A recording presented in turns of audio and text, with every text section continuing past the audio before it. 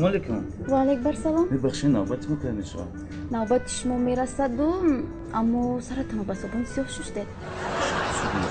این خواهر عزیز من پرایدو سرم بختیار بگی جان این سرشان نه با صابون سیاه شسته است نه با عین صابون. چی شسته؟ چی گپ این خواهر میگه که آها این خواهر دوم نوبت این کس نمیدونی تمام خواهر میگه که سرتون با صابون سیاه شسته. کی این کسی این کس میگه نه.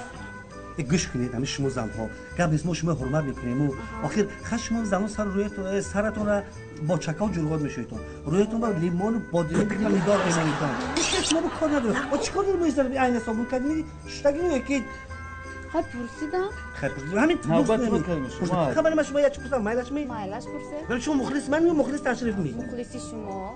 مخلصی من بله.